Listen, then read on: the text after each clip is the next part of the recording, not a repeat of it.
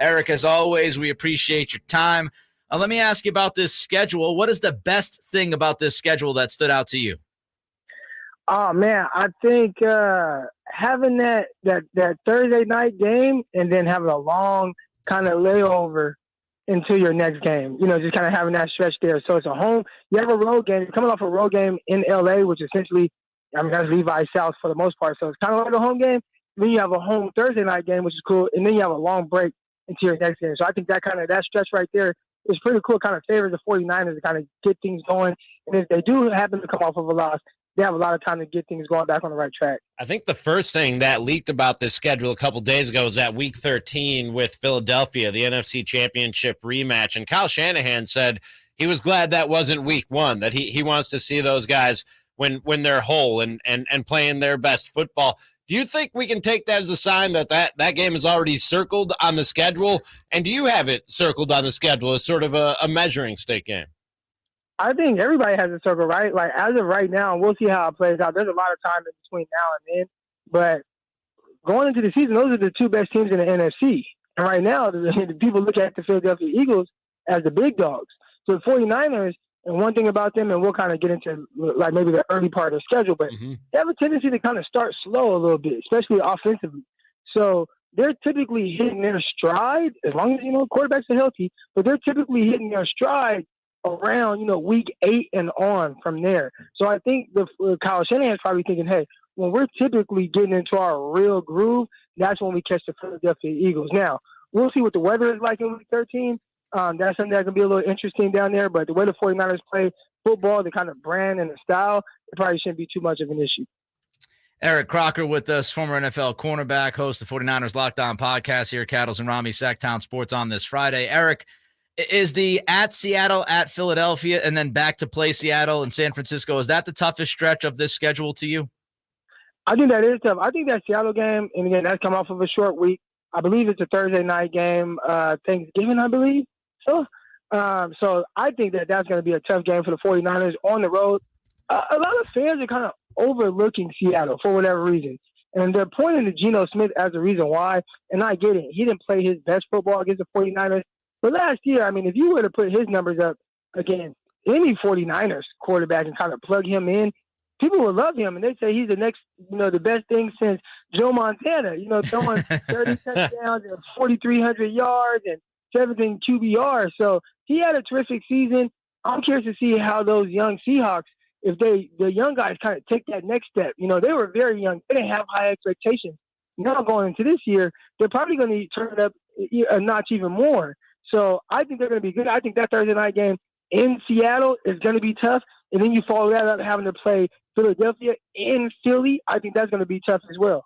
6 Eastern time zone games, 4 of those at 10 a.m. Pacific time, and no real chance in there for their Eastern stayover that they usually do for back-to-back games, so they're not traveling back and forth.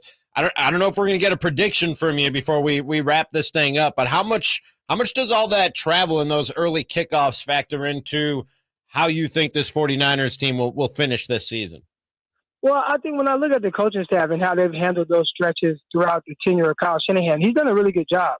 I think prior to that, we saw some inconsistency with the 49ers and their ability or inability to kind of win off of those long travels, but they've done a good job. I look at the staff, and they've had a lot of turnover at the defensive coordinator position, going from Robert Saleh to D'Amico Ryans and now Wilkes. But overall, the coaching seems to have everybody ready for whatever it is that they have to do. And I think it's the standard that Kyle Shanahan holds his players and his staff to. They don't make excuses for, not being able to, travel well. So I think they're going to be ready. That's not something that really worries me with this team. Eric Crocker is with us. He's on the Folsom Lake Honda hotline. Folsom Lake Honda, your one-stop Honda shop. Eric, with all of that said, we all play the win-loss, loss-win, win-loss game when the schedule comes out. What do you see as a reasonable record projection when you look at everything regarding this specific schedule this year for this team?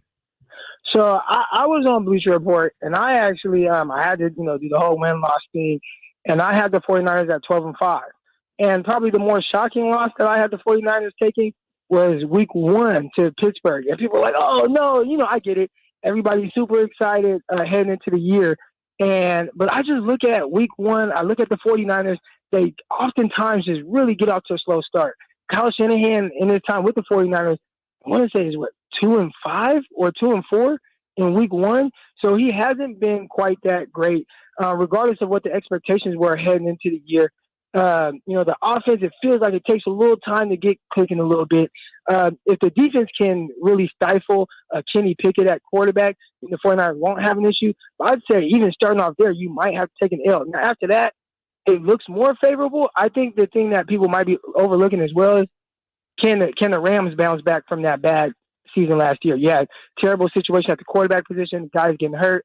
And I know 49ers are like, hey, we don't want to hear those excuses, right, at the quarterback position. But they seem to be healthier. Cooper Kupp healthy.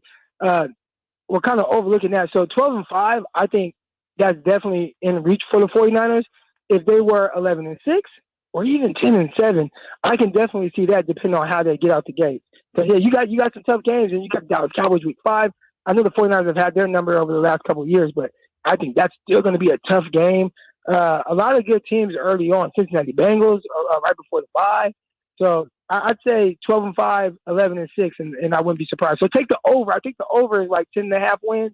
I would take the over on the 49ers. I believe we're legally obligated to ask you about the quarterback position while we have you here. So who starts the season at quarterback? Who finishes the season at quarterback for the 49ers this year?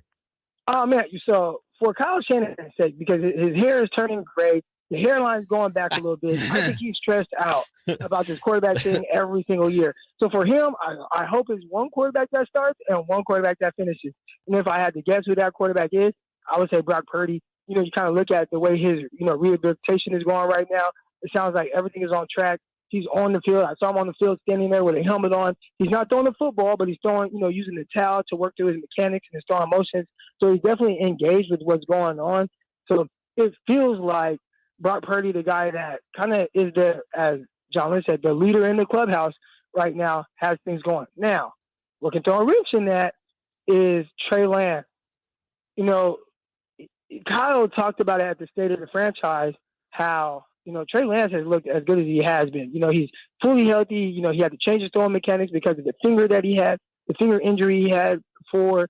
He's recovered from that. He worked on his mechanics in the offseason, and he's ready to go. And that's what you would like to see, right, for a guy entering year 3 and having some time under his belt. He's had to go through a lot of adversity, and I really root for guys that have to, battle through adversity, battle through people counting them out. And I think Trey Lance is definitely being counted out right now by a lot of people.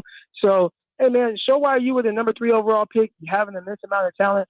Go out there and compete. And if it looks good, then it can start looking weird, especially come preseason when maybe Brock Purdy's not ready to get out there on the field yet.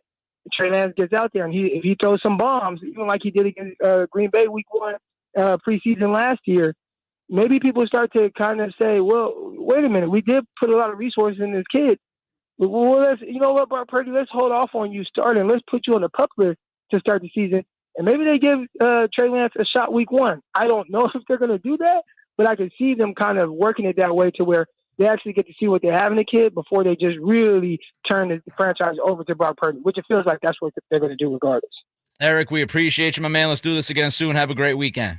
All right, thanks, guys. Anytime. Thank you. There goes Eric Crocker, former NFL cornerback, host of 49ers Locked On podcast. And, of course, he was on the Folsom Lake Honda hotline. Folsom Lake Honda, your one-stop Honda shop. How did a former NBA head coach turned commentator really step in it? Find out next. Cattles Ramie. Sactown